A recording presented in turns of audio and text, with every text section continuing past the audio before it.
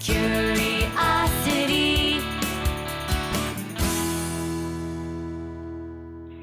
Welcome to the Fundraising Leadership Podcast, episode 44. I'm Janice Cunning.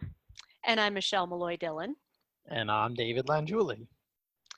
So today, the three of us are going to talk about this great blog post that David wrote about VUCA, dealing with VUCA.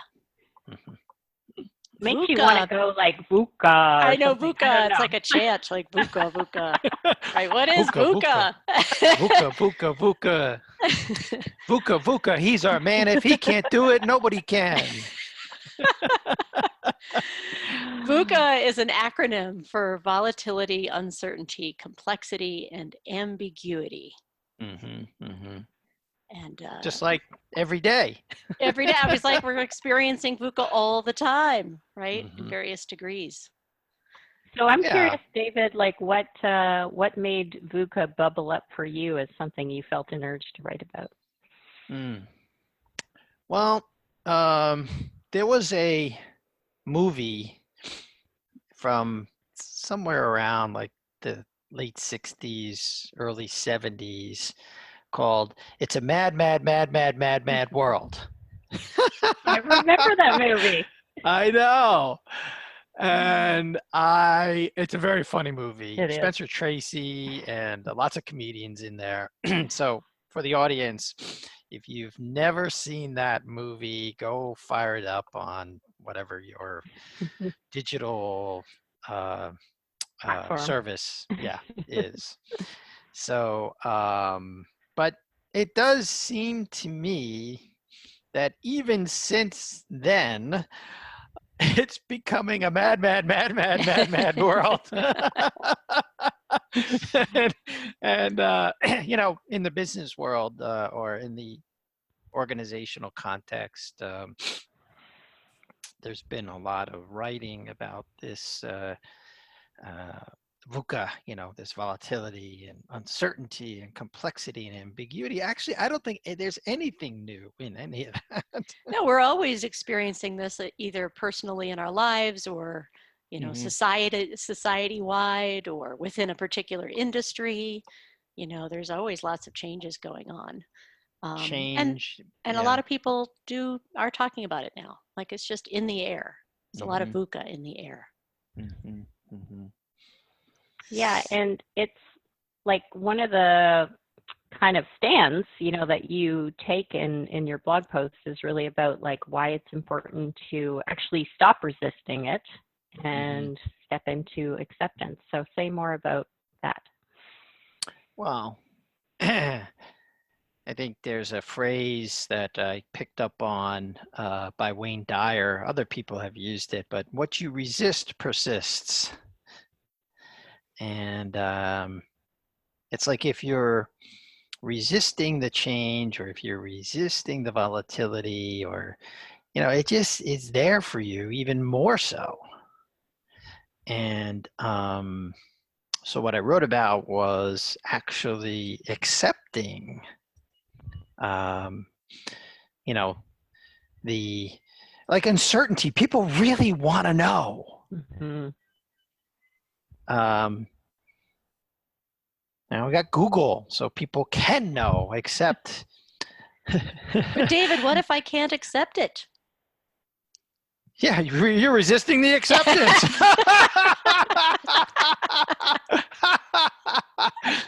No way. No way I'm going to accept it. I don't even want to talk about accepting it. Right. I know it's so hard. Like we want to fix, we want to solve, we want to, It's like we want to come up with a perfect answer. We want to Control. control it, right? Oh We want to my know how it's God. going to end up. Like we can't have any ambiguity. We gotta, you know, like paradox, like two seemingly opposed things, both being true at the same time. No, I can't deal with that. It's gotta be this way or that way. So, well, and there's such a visceral response to VUCA. Like even if we're talking in general terms right now, we're not talking about anything specific in any of our worlds, but it's like I sense this sort of unease in my heart as we talk about it. It's like, but of course I want to control. Of course I want to make sure everything is good. Everything transitions fluidly, ends up in a good place, right? Yeah. And I mean, a lot of our listeners, are frontline fundraisers, and what a world of unknown, right?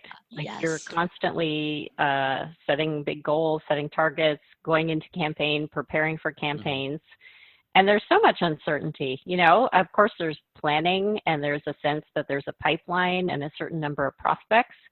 And yet, I've had a lot of conversations with fundraisers about but there's always those unexpected gifts that actually make a campaign successful.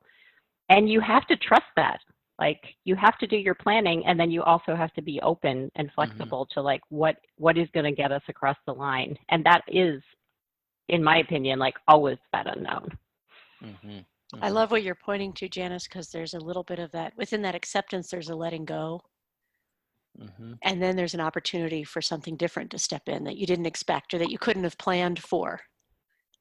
Yes. Yeah. I like what both of you are saying, because I think there is a distinction to be made between managing and leading when it comes to the volatility and uncertainty and complexity and ambiguity. Actually, I believe this is something that's just coming up for me. I actually believe it's the leader's role to create VUCA, to actually generate it.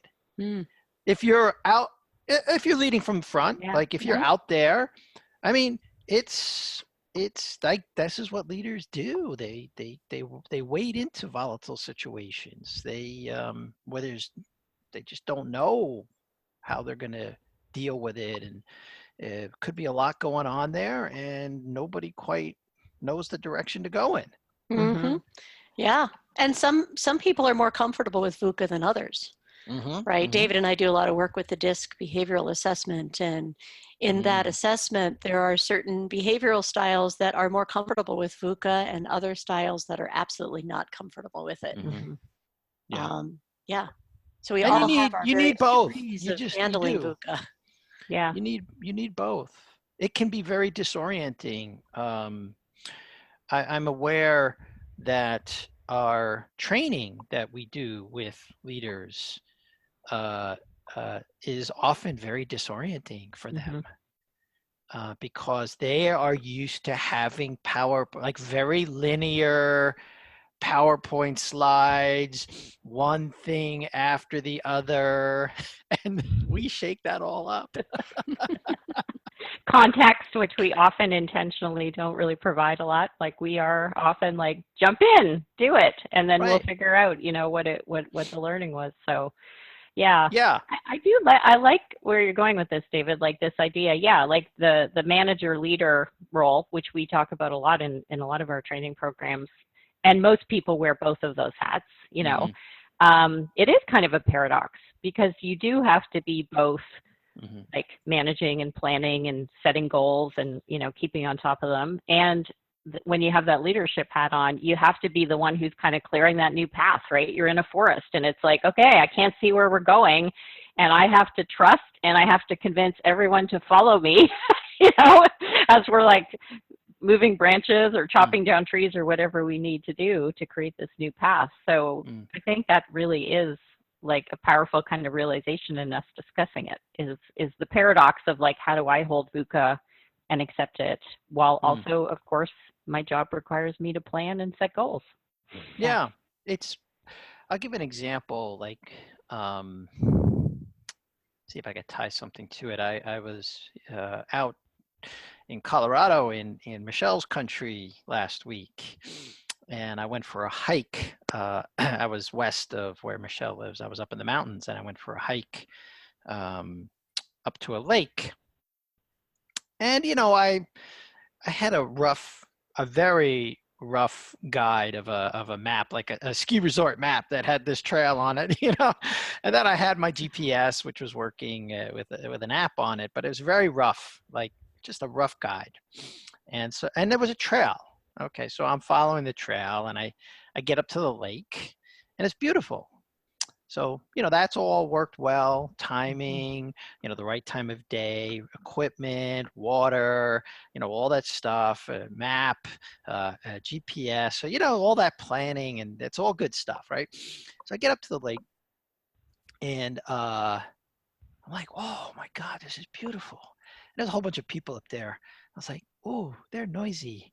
So let me see if I can find my way, because it was up high. Let me see if I can find my way. No trail now. Let me see if I can find my way down to the edge of this lake. So I just start, tromping through. And Colorado tourist 101 mistake. No, they're not tourists. They're Tourons. No, you were the tourist. I was the tourist. Yeah. All right. No, I was actually in my element, and so I make my way. Yeah, I just make my way down to the edge of the lake. So now is when we start to get into more uncertainty and not knowing what's around the bend. Literally not knowing. So I start walking along the lake edge, and there's only like maybe a foot of where you could walk before it was like, because it came down pretty steep. And but I'm walking around, and I start to get away from the tourists. And I find this, like, I found this little spot to sit down. Like, there was a little ledge, and I could put my butt down on the ground and take out my snack, and a trout swims up to me, and the that's where magic happens. yeah, the magic happens. So when you embrace the uncertainty and the not knowing what's around the bend, and the complex situation, like making your way through when you don't quite know, there's like, there doesn't seem to be any clear path, ambiguity, you can actually discover something. Yeah. I don't know. Does that help? Yeah. Yeah, I love that metaphor, because there is an exploration that you need to be willing to have to get out of the trigger of VUCA. There needs to be well, let me explore this, or let me just check this out a little bit.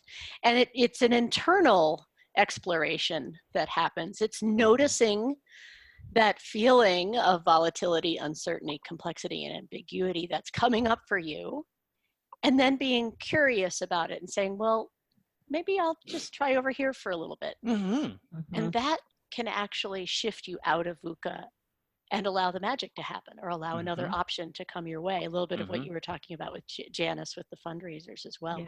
Yeah. So let's give everybody who's listening something to try around this. Yeah. And before we do that, there was one other thing I do want to it's in the article. It does require that you have some compassion for yourself when you're exploring. Like, I've done many things in VUCA situations, and they didn't turn out as nice as that day. And I can be pretty hard on myself, and I know a lot of folks in the audience can be hard on themselves also, like when they make a mistake or they go down the wrong path. I remember falling, being on another beautiful lake up in the Wind River Range in Wyoming, completely off, trail and on ice with snowshoes, and falling in and almost dying. So that experience wasn't so great. So in hindsight, I have a lot of compassion for myself. Made a huge mistake, learned a lot from it, but could have died. So anyway, have some compassion for yourself when you go exploring. But let's give them something to try, right? We talked about this before the start of the podcast. We want to invite the audience, when they're going through sort of a volatile, uncertain, complex, and ambiguous situation, just to actually accept it. Right? Yeah. Not try to fix it, not try to control it, not try to solve it, but actually be with it. We like to say that. Be with it. Yeah, there's to keep up with the nature metaphors, there's an element of just letting yourself be in the river and let it take you down over the rocks, and just sort of See where it goes. And see where it goes. And journal, we encourage you to journal about it. Like be intentional about this. Like, oh, here's that VUCA situation. Okay, I'm not going to do anything. I'm just going to let this be and see what unfolds. Mm-hmm. And then journal about it and see what happens. Yeah. Great. All right. Well, that was a fun conversation. And these conversations always go where we don't know. I mean, talk about ambiguity. That's our, these are our conversations, and they're always delightful and impactful. So we will invite you to please subscribe if you haven't already. You can find us on iTunes, Google Play, and Spotify. And so the call to action is to just when VUCA appears, just to be with it, and we'll invite you to now go put it into practice. Curiosity.